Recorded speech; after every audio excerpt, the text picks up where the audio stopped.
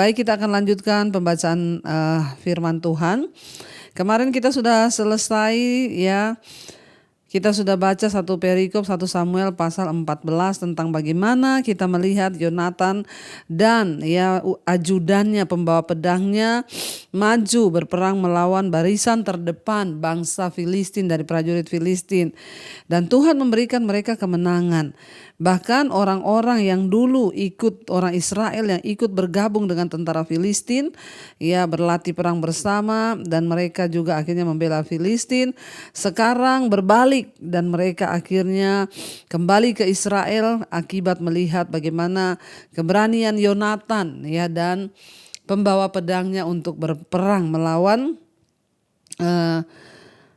orang-orang Filistin ya. Yonatan memiliki satu iman yang luar biasa karena dia berkata bahwa sekalipun kita hanya berdua, namun bukankah Tuhan itu tidak ditentukan oleh banyaknya orang ya atau sedikitnya pasukan, tapi jika Tuhan mau memberi kemenangan maka dia sanggup memberi kemenangan, dan terjadilah sesuai dengan imannya Yonatan. Hari ini kita akan lanjutkan ya ayat 24 1 Samuel 14, judul perikopnya Yonatan dibebaskan dari kutuk. Ketika ayat 24, ketika orang-orang Israel terdesak pada hari itu, Saul menyuruh rakyat mengucapkan kutuk. Ya, katanya terkutuklah orang yang memakan sesuatu sebelum matahari terbenam dan sebelum aku membalas dendam terhadap musuhku. Sebab itu tidak ada seorang pun dari rakyat yang memakan sesuatu. Ya, dan seluruh orang itu sampailah ke suatu hutan dan di sana ada madu di tanah.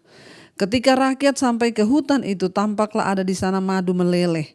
Tetapi tidak ada seorang pun yang berani mencedoknya ke mulutnya dengan tangan sebab rakyat takut kepada sumpah itu. Ya, jadi kita melihat di sana ya akhirnya ya Saul itu kemarin kita sudah baca dia memakai baju efod dan dia akhirnya mulai mengambil inisiatif untuk maju berperang ya. Kita kemarin sudah membaca padahal itu adalah tugas imam. Ya, dan Saul berkata biarlah ya seluruh rakyat yang bersama-sama dengan dia itu ya mereka berkumpul di sana. Dan ketika mereka sampai ke tempat pertempuran ya kemarin kita melihat bahwa tiap orang menikam temannya dengan pedang, suatu huru-hara yang sangat besar. Ya, dan kemarin kita juga sudah baca orang-orang Ibrani yang telah lama tinggal pada orang Filistin itu akhirnya mengikuti ya orang Israel untuk maju bersama-sama melawan orang Filistin. Dan akhirnya mereka harus maju berperang ya, terpaksa karena sudah terjadi. Yonatan maju dengan bujangnya membunuh 20 orang. Dan terjadilah satu orang-orang Filistin tahu bahwa mereka diserang oleh orang Israel dan mau atau tidak orang Israel harus maju berperang. Dan ketika itu dikatakan orang Israel terdesak pada hari itu, lalu Saul menyuruh rakyat mengucapkan kutuk. Katanya terkutuklah orang yang memakan sesuatu sebelum matahari terbenam dan sebelum aku membalas dendam terhadap musuhku. Saul menyuruh mengucapkan kutuk terhadap semua orang bangsa Israel yang makan ya sebelum mereka membalaskan dendamnya kepada orang Filistin atau maju berperang. Tidak boleh ada seorang pun yang makan, nanti dia terkutuk. Ya, Daud menyuruh semua mengucapkan kutuk. Lalu ketika mereka sampai ke suatu hutan, di sana ada madu yang meleleh. Namun rakyat itu tidak ada satu pun yang berani makan dari madu itu karena Saul sudah mengangkat sumpah. Ya, tanpa dia memikirkan ya akibat dari sumpahnya itu. Bahwa orang-orang itu kan tidak mungkin maju berperang kalau nggak makan, nggak minum, tidak melakukan sesuatu. Mereka akan berperang ini nggak boleh makan ya sebelum membalaskan dendam terhadap orang Filistin. Ya, bahaya ketika orang mengucapkan satu keputusan tanpa dipikirkan. Saul ini benar-benar bertindak dengan semena-mena dia. Dia suruh ucapkan kutuk ya padahal orang tuh lelah sehingga mereka begitu lapar. Ya. Bahkan ya mereka bisa bersalah kalau mereka akhirnya melanggar ya kutuknya sendiri. Bahkan Saul kita melihat di sana mengucapkan sumpah yang diucapkan dengan ya terlalu ekstrim kalau kita lihat ya seolah-olah itu adalah sumpah yang sebagai seorang pahlawan. Namun akibatnya ya sangat berbahaya, jangan sembarang berkata tanpa kita memikirkan. Ya, kalau kita berada di tengah-tengah konflik atau masalah, janganlah terburu-buru dan jagalah supaya saudara tidak mengeluarkan pernyataan-pernyataan yang mungkin terpaksa harus kita keluarkan, ya. Sekalipun itu mungkin ya keadaan sulit atau terjepit, ya, jangan sekali-kali memutuskan tanpa berdoa meminta tuntunan Tuhan. Saul cepat sekali berkata, terkutuklah siapapun yang makan sebelum berperang melawan orang Filistin dan membalaskan dendam. Lalu ketika mereka sampai ke hutan, di sana ada madu yang meleleh. Tidak ada seorang pun yang berani karena rakyat takut kepada sumpah itu, ayat 27. Tetapi Yonatan tidak mendengar bahwa ayahnya telah menyuruh rakyat bersumpah. Yonatan nggak tahu ya bahwa akan ada sumpah seperti itu. Ia mengelurkan tongkat yang ada di tangannya dan mencelupkan ujungnya ke dalam sarang madu. Kemudian ia mencedoknya ke mulutnya dengan tangan, lalu matanya menjadi terang lagi. Ya, karena sudah berperang, ya, makan madu jadi terang lagi. Makanya orang-orang yang ke Israel, ya, kita kadang kalau ke hotel saya suka ambil beberapa ya madu-madu kecil yang disiapkan untuk roti. Ketika kita dalam perjalanan di Israel itu kan banyak jalan, ya. Waktu saya merasa mulai lemah, ya, saya makan itu madu yang sasetan, ya, yang madu di Israel itu asli, ya, itu saya rasanya kuat lagi karena memang madu itu membuat, ya, menambah energi, apalagi dia asli dari alam. Bukan gula, ya. Dikatakan Yonatan mau berperang, dia nggak dengar bapaknya itu bersumpah, mengutuk. Dia ambil madu dengan tongkatnya lalu dia minum dan dikatakan matanya menjadi terang lagi. Yang tadinya sudah mulai capek akhirnya dia terang lagi, bersemangat lagi. Dan seorang dari rakyat berbicara, katanya ayahmu, ya, seorang dari rakyat itu berkata, ayahmu menyuruh rakyat bersumpah dengan bersungguh-sungguh, katanya terkutuklah orang yang memakan sesuatu pada hari ini, sebab itu rakyat telah letih lesu.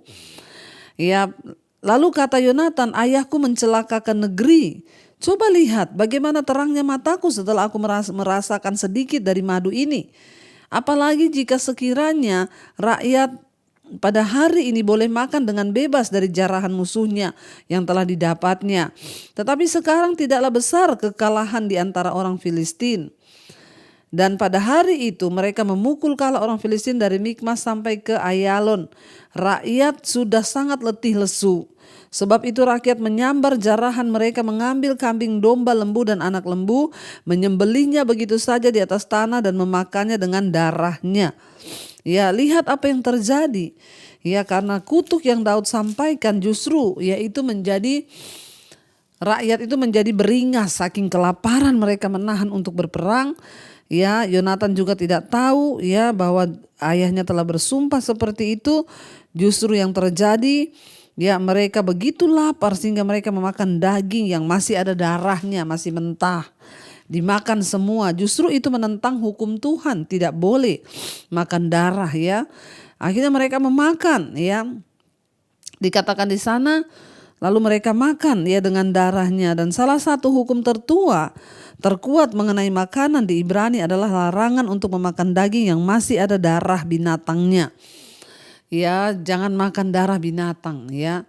Masih ada makanan lain yang bisa kita makan. Kenapa? Dalam darah itu terkandung seluruh penyakit, virus itu ada dalam darah. Kenapa kita nggak boleh makan darah? Ya, karena itu tempat segala penyakit ada dalam darah.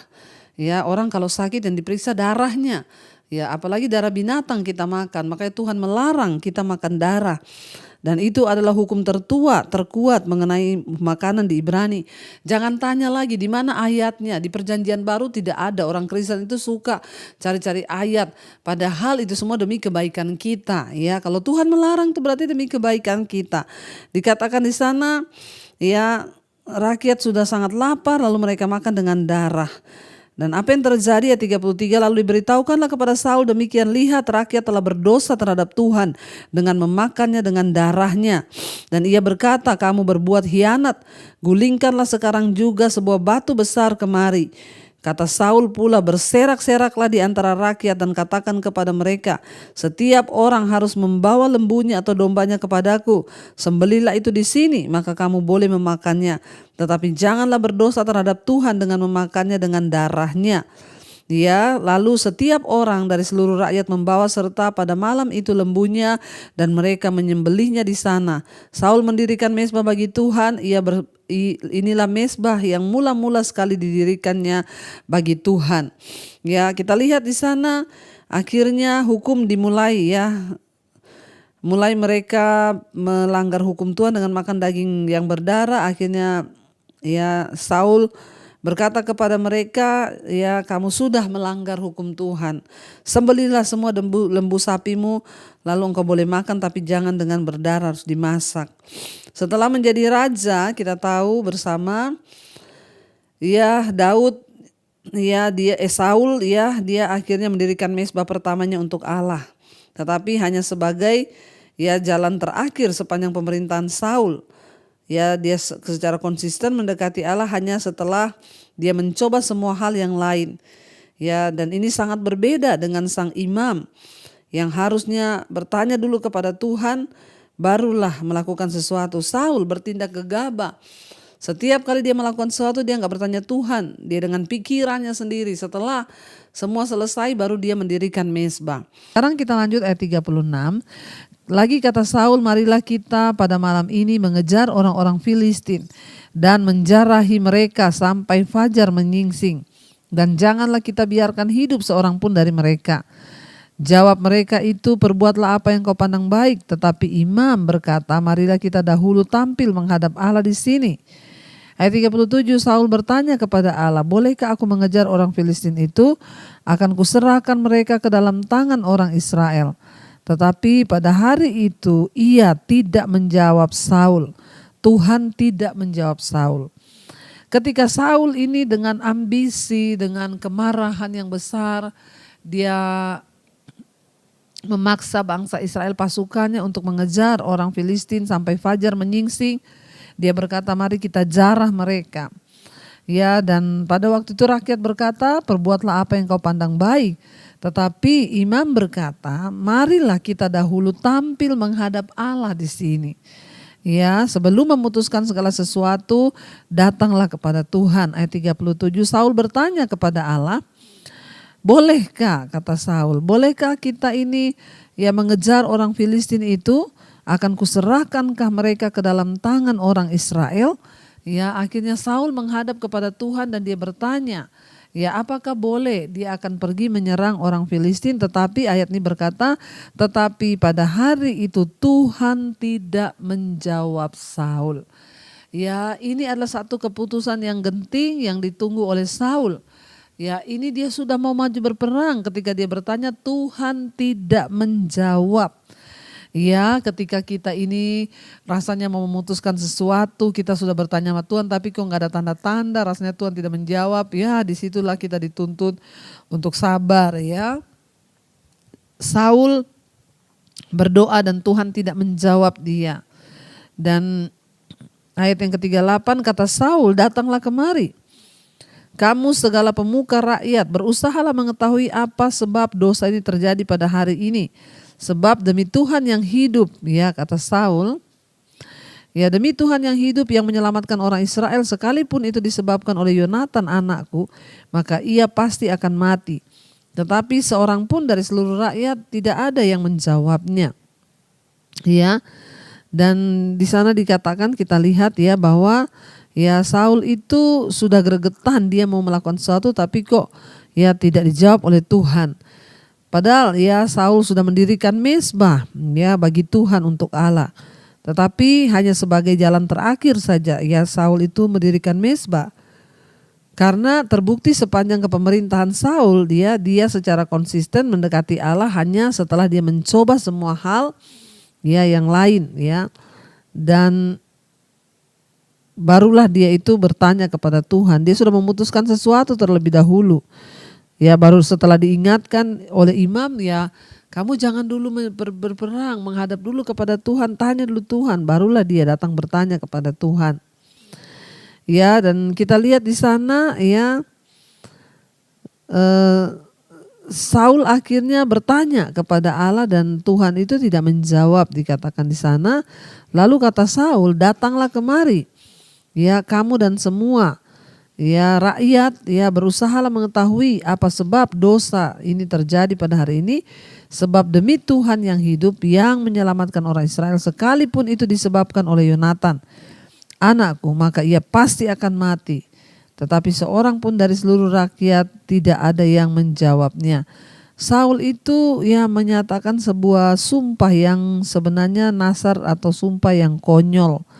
Ya, ia mengucapkan nasar yang pertama dari dua nasarnya karena ia ingin sekali mengalahkan orang Filistin dan memberikan dorongan kepada para prajuritnya untuk segera ya mereka dapat menguasai, mengakhiri pertempuran dan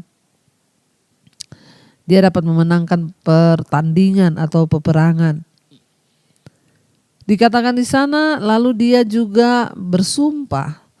Dia bilang kalau dosa itu disebabkan oleh siapapun termasuk anaknya, ya maka dia bilang ya kalaupun itu oleh anakku Yonatan maka ia pasti akan mati. Siapapun yang menyebabkan ya ini terjadi maka dia pasti mati. Kenapa Tuhan tidak menjawab? Kemudian berkatalah ia kepada seluruh rakyat Israel, kamu berdiri di sebelah yang satu dan aku serta anakku Yonatan, dia bilang, ya aku serta anakku Yonatan akan berdiri di sebelah yang lain. Lalu jawab rakyat kepada Saul, berbuatlah apa yang kau pandang baik. Ya lalu berkatalah Saul, ya Tuhan Allah Israel, mengapa engkau tidak menjawab hambamu pada hari ini? Jika kesalahan itu ada padaku atau ada pada anakku Yonatan, ya Tuhan Allah Israel, tunjukkanlah kiranya Urim. Tetapi jika kesalahan itu ada pada umatmu Israel, tunjukkanlah Tumim. Lalu didapati Yonatan dan Saul tetap ya. Lalu didapati Yonatan dan Saul, tetapi rakyat itu terluput. Kata Saul, buanglah undi di antara aku dan anakku Yonatan. Lalu didapatilah Yonatan. Kata Saul kepada Yonatan, beritahukanlah kepadaku apa yang telah kau perbuat.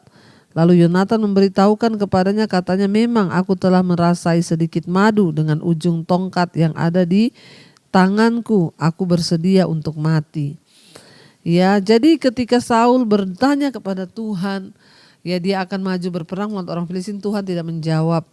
Saul bertanya, kenapa ini terjadi? Kenapa Tuhan tidak menjawab kita? Siapa yang salah? Ternyata ya itu adat pada ya kutuk Saul atau nasar konyol yang dia ucapkan bahwa siapapun yang makan pada hari ini dia akan ya terkena kutuk dan itu berdosa terhadap Tuhan.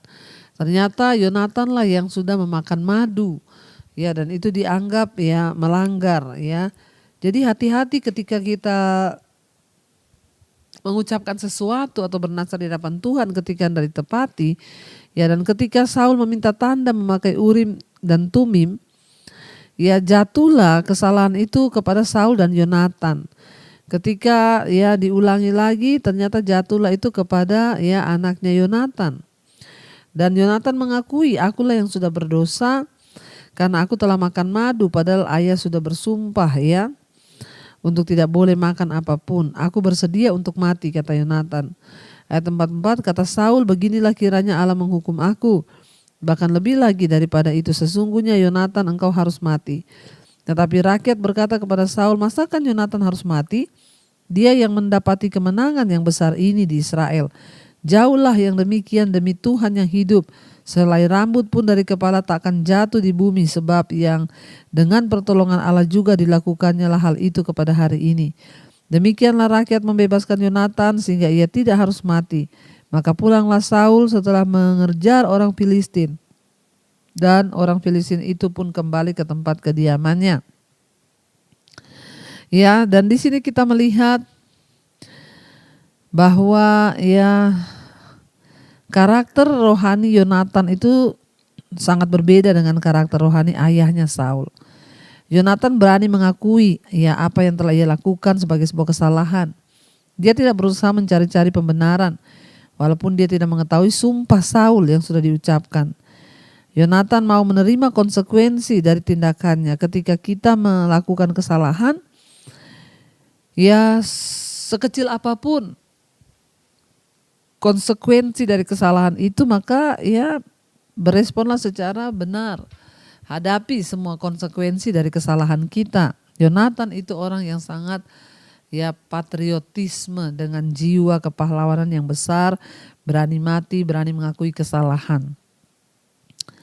Saul membuat pernyataan bodoh ya, dan kali ini karena dia lebih mementingkan menyelamatkan mukanya daripada berbuat benar. Untuk menyelamatkan nyawa Yonatan, Saul harus mengakui bahwa dia sudah bertindak bodoh.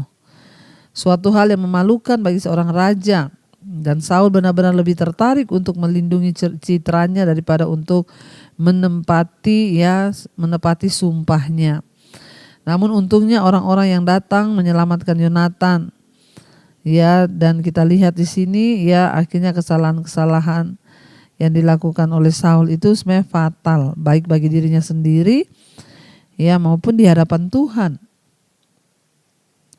Dan kita melihat di sana bahwa ya Saul akhirnya terlihat sebagai orang yang pelin-pelan di dalam dia itu memberi keputusan atau mengambil keputusan ya. Dan untungnya orang-orang Israel, rakyat Israel menyelamatkan anaknya Yonatan dari pedang yang harus membunuh dia, yaitu Saul. Kita lihat sekarang ayat yang ke-47 ya, catatan tentang musuh-musuh dan keluarga Saul. Setelah Saul mendapat jabatan raja atas Israel, maka berperanglah ia ke segala penjuru melawan segala musuhnya. Saul melawan Moab, Bani Amon, Edom, raja-raja negeri Soba, orang Filistin, dan kemanapun ia pergi ia selalu mendapat kemenangan. Ia melakukan perbuatan-perbuatan yang gagah perkasa, memukul kalah orang Amalek dan melepaskan orang Israel dari tangan orang-orang yang merampas mereka. Anak-anak lelaki Saul ialah Yonatan, Yiswi, Malkiswa, yang nama kedua anaknya yang perempuan, yang tertua bernama Merab, yang termuda bernama Mikal. Istri Saul bernama Ahinoam, anak Ahimas, panglima tentara bernama Abner, anak Ner, paman Saul. Kis ayah Saul dan Ner ayah Abner adalah anak-anak Abiel. Hebat peperangan melawan orang Filistin selama zaman Saul, dan semua pahlawan dan orang-orang gagah perkasa yang dilihat Saul dikumpulkannya kepadanya. Bapak Ibu, ya kita melihat Saul akhirnya ya karena dia dipilih oleh Tuhan, namun dia diminta oleh rakyat dan Tuhan mengurapi dia sehingga kemenangan demi kemenangan bisa dia raih.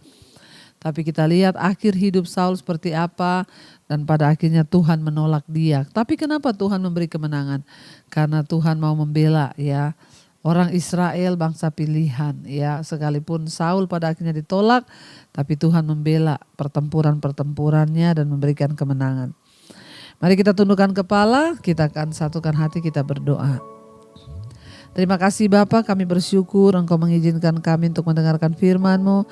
Kami mau belajar hidup taat kepada Tuhan, melakukan apa yang Tuhan mau, dan berjiwa patriotisme sebagai seorang yang melakukan apa yang sungguh-sungguh sudah kami katakan.